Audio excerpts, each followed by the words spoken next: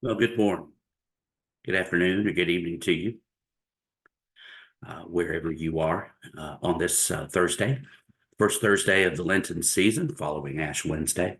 It was a wonderful day uh, on Old Cross, tinged with a bit of sadness as we uh, received the news that Cal Warlick had passed away yesterday morning at home. And it's still a beautiful day of our life together in New Hope. And just want to encourage you to keep those prayers coming uh, for Sue and for their grandson, Alex, and the family as Sue goes today to make whatever arrangements will be forthcoming. And as soon as I know something, I will certainly pass that along to you. So, uh, in the shadow of that, we come to a new day and a wonderful weekend of opportunities for our life together and coming up during this Lenten season. So I just want to share a few of those with you and share a missions opportunity with you as well. So as I was looking here today at the chalice, which we sent out yesterday, Facebook and email, just for the rest of this week, a lot of stuff going on. Today, our Thursday morning theology group will meet to discuss chapter 6 of Tim Keller's Forgive. That'll be at 11 a.m.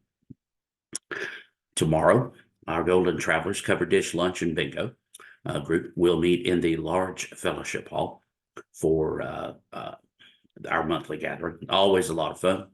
Open to anyone who would just like to come and eat some really good food, hang out with some groovy people, and lose at bingo. And if you're coming, bring a Diet Coke with you, if you would. But that's tomorrow. And then tomorrow night, Lord willing, at 7 p.m. will be our first Stations of the Cross for Lent. If you're not familiar with the tradition of walking the Stations of the Cross, the Stations of the Cross is a historic Christian practice, a Lenten practice, where we meet in our sanctuary at New Hope. And if you've ever noticed, you may have noticed along the walls there are crosses hung up. And we start in the on the organ side in the very back corner next to the choir room and the old sound system. And we make our way around the outside of the sanctuary, the outside walls of the sanctuary, stopping at each cross to read a portion of scripture and follow Jesus from the garden through his mock trial, his arrest, sending him to Pilate, and ultimately his crucifixion. And the very last station, which is in the other corner on the piano side, we leave Jesus in the tomb as Joseph of Arimathea and, according to the Gospel of John, Nicodemus assisting buries Jesus. It's a moving time. And just we're going to do it each Friday night during the season of Lent, with the exception of March 15. So I would encourage you, if you've never experienced it, might want to, come on out Friday night, 7 p.m. If you have any questions about it, please reach out to me, and I'll be glad to talk with you about it. So it's a busy Friday. Then on Saturday morning, all of our men at the church, all of our men, the disciples' men, are invited to come to the Pancake House in Lawrenceville there on Pike Street. We have included in the chalice for last week, the full address in case you haven't been there yet. It is there on Pike Street across from Sonny's Barbecue and Applebee's there where Hurricane Shoals and 120 meet West Pike Street at that point. So we'd love for any of the guys who have, we always have a good group, somewhere between 7 to 10 guys. We'd love for you to come out. It's tomorrow morning at Saturday morning at 9 o'clock. Now, coming up this Sunday, we have an elders meeting following worship. That's our monthly meeting for the elders there. And you can follow along here on the chalice with all of the stuff coming up for the rest of the month. Be sure to tack that up on your refrigerator or keep it handy. Lots of good stuff coming up in the next few weeks. All right, I did want to tell you also about a couple of other things, a couple of missions opportunities.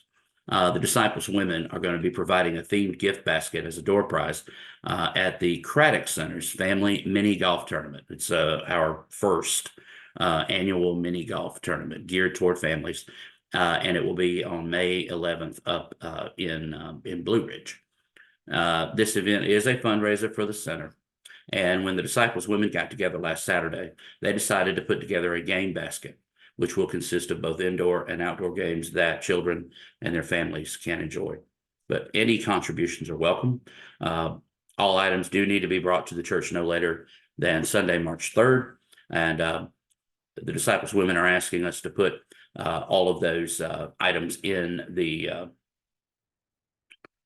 children's classroom on the Sunday school wing. Now, for those of you who aren't familiar with the children's classroom on the Sunday school wing, if you come in the back door in the middle of the church, and as if you're going straight into the small fellowship hall, before you pass the T there, I'll call it the intersection, go to the right, and then that first classroom on the right is the classroom that the Disciples Women are talking about. So if you brought items for the craft fairs, fall festival, it's that room, that very first room on the right there. It's the first room before you get to the nursery. All right. So again, but if you need any help, seek out Carol Hansen or somebody else there with Disciples Women. I can even show you where it is if you want me to. Carol and I will be going up on the day. We're actually going up for a rescheduled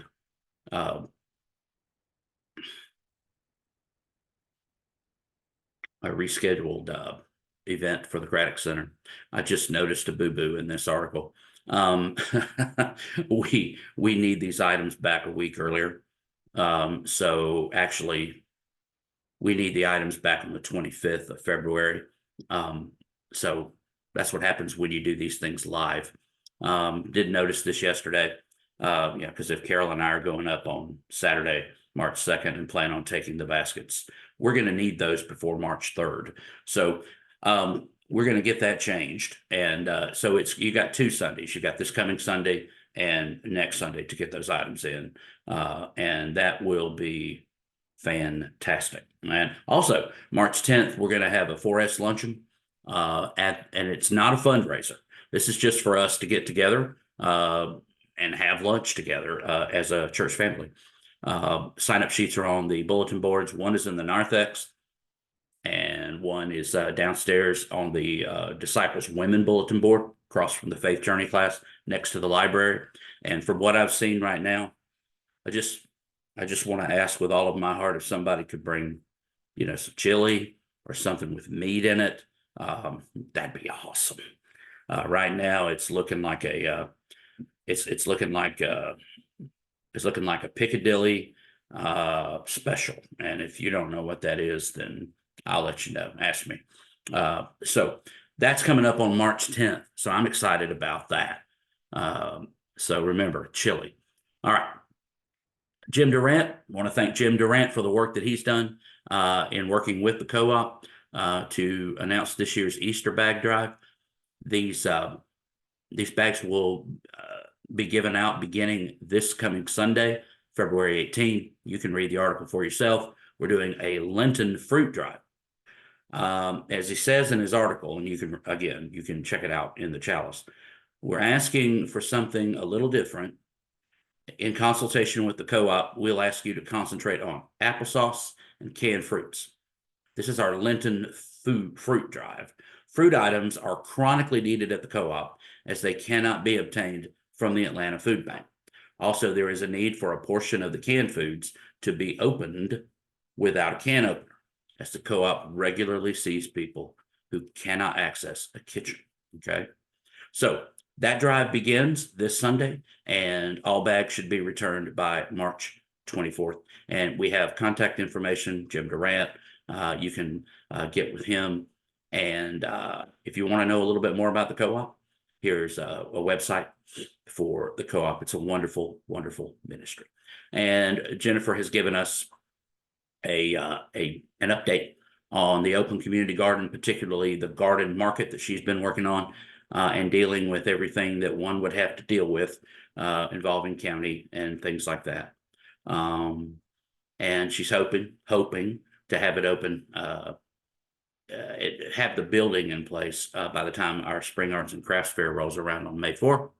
But that's the goal. And she's not sure, but that is the goal. All right. So again, thank you so much for being here at New Hope, and thank you for being a part of this church family. Again, please keep Sue Warlick and her family in your prayers, and those of you that have been around here for a good hot minute, cherish those memories of Cal. He was he's a wonderful, for me, Cal's just a wonderful man, and you know, it's been different since he hasn't been able to be with us, but I'm grateful to God that he has entered his rest in the presence of Christ, call it heaven. He's not in pain anymore, and that's a wonderful thing. But the pain is ours, and the opportunity to lift up and support and encourage his family is before us again. Thank you, New Hope, for being the loving and wonderful church that you are. God bless you, and hope to see you around Old Norcross this week and in the days to come.